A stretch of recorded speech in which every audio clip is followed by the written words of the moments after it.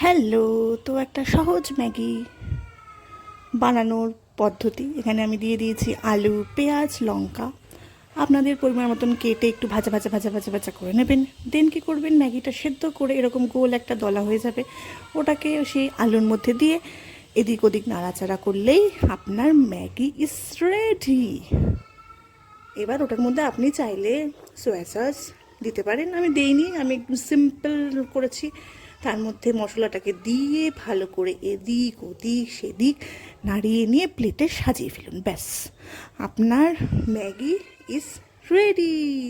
তো চলুন এবার খাওয়া যাক। আর অসাধারণ হয়েছিল, আমার তো এভাবে প্রচণ্ড ভালো লাগে, খুব তাড়াতাড়ি হয়ে যায় আর টেস্টিও হয়।